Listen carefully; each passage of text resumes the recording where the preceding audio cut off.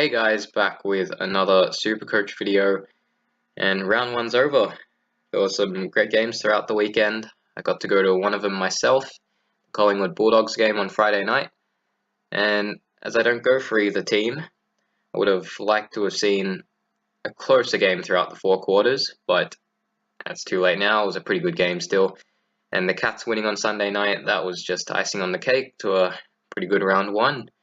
As for my SuperCoach team, I scored 2,108, top 29%, ranked 55,124 overall.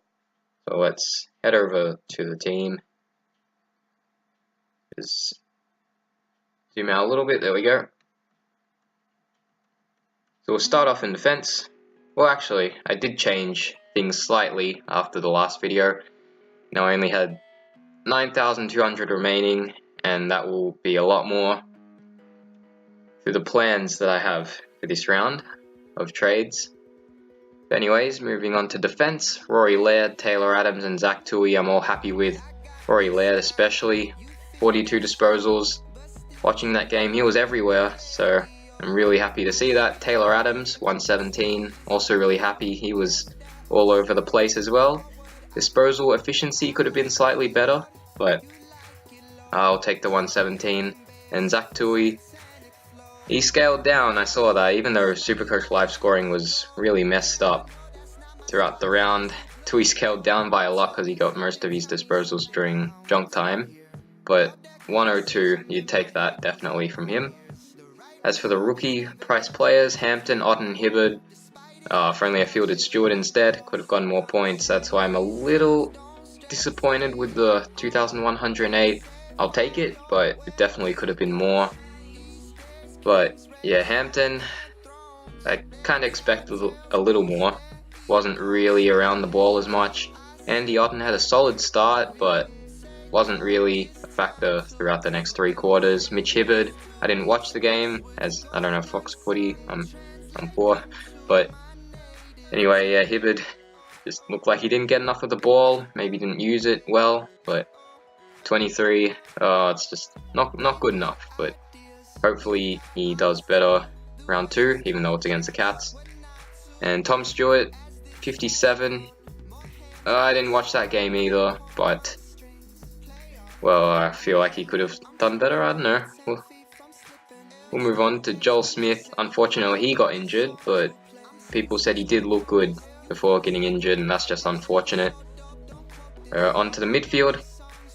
Dangerfield, he was my original captain, of course, but I used a loophole on Josh Kennedy because you'd take the 134 to be safe. Dangerfield got better than the 134, but what can you do? Better play it safe sometimes with the loophole. But I'm happy with both, 138 and 134. That's what you expect from them. Tom Mitchell, 116, his first game with the Hawks. Really good to see. Disposal efficiency could have been better, which is sort of a good sign.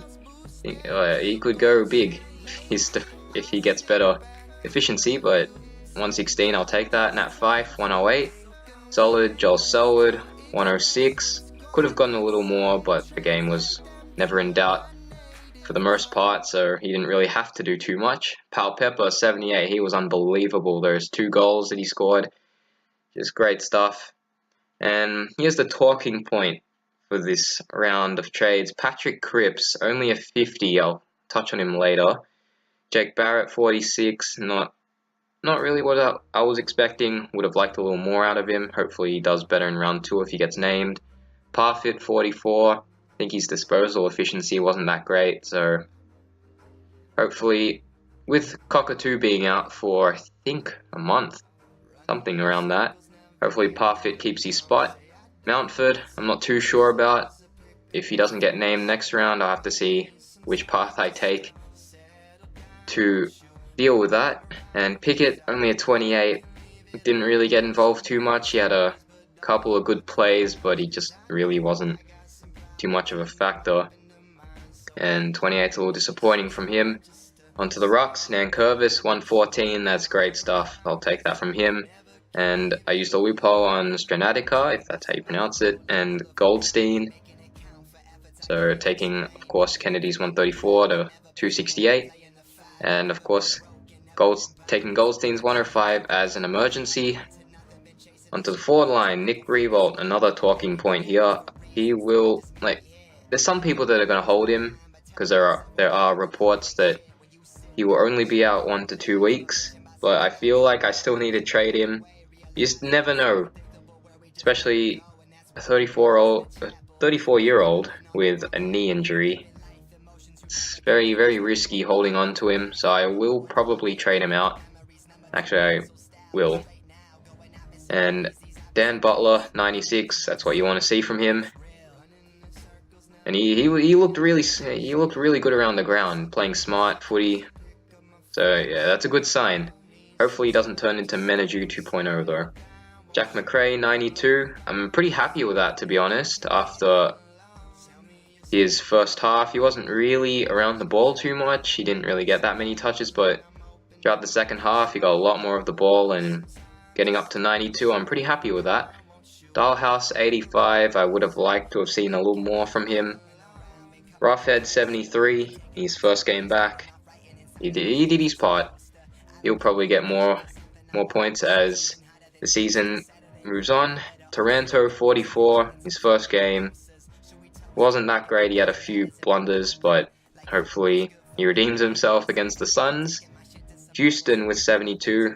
Didn't watch the game, of course, because it was on Fox Footy, but very happy with what Houston did there. And Brett Eddy, only 3 touches, I think it was, which translated into 30 points, so not great, but we'll just have to see how he does next round. So yeah, we'll move on to talking points. So Smith, as he got injured, he's out for 4 months, I think, so that's really unfortunate, because he did look like a solid player. But Smith, I'm probably going to hold on to for this round, as the plan I have probably requires a cautious approach, and it would mean Smith being held on to. Mids, Patrick Cripps. Oh geez, I don't know what to do with him, because it's not like a Hanbury situation, because if I had Hanbury and I would have had to take his 52, I'd hold on to him, definitely, because you don't want to have to trade out premiums after the first game. But I had confidence in Cripps, but watching the game, it was difficult to watch him in particular, because he couldn't really move around that well. Bending over was a tough task, and I guess I underestimated his lack of preseason, because he's such a quality player. But I don't know what to do with him. Do I hold him? Do I trade him? Because I'm going to trade out Nick Revolt. Even though there is the opportunity to hold on to him, I will trade him out because it is risky. 1 to 2 weeks could easily turn into 3 to 4 weeks if St Kilda decide to be cautious with him.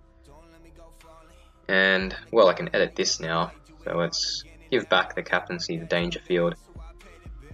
And we'll sub out Goldstein. There, okay, sub in Goldstein. And, yeah, so Nick Revolt, Patrick Cripps. Revolt, I'm going to do this live. Oh man, I was very confident in most of my starters, but unfortunately injuries had to be a factor. And let's see, I'm not quite sure what to do with Patrick Cripps right now, so we'll have to see. Okay, let's go through each of these players. Let's see. Okay, here's my target here, Jack Steele, and this is where I'm going with this. Revolt to Steele. Look at that cash available, 211,600. I'm very happy with that, and I'm gonna do this. It's my loss if I'm forced to make the trades. You might not agree with my decisions, but after all, it's not your team, so you're not the one with the problem, so you're fine. Anyway, there's Jack Steele in, and there's one of my trades used. I have 211,600. Jeez, what is going on with myself? Okay. Anyway, yeah, I have a lot of cash remaining, and it's so tempting, as I could trade out Cripps for a Pendlebury someone like that, and it could really I feel a lot safer with a guy like Pendlebury than Cripps. If I had the opportunity, if I had the extra 60k back in the last video, I would have had Pendlebury in the team rather than Cripps. But, you know, I didn't have enough cash. I was confident in Cripps and it didn't work out. It's only one round, I know, but the way he looked in the game, I'm still not quite sure where to go with Paddy Cripps. Do I trade him out for Pendlebury?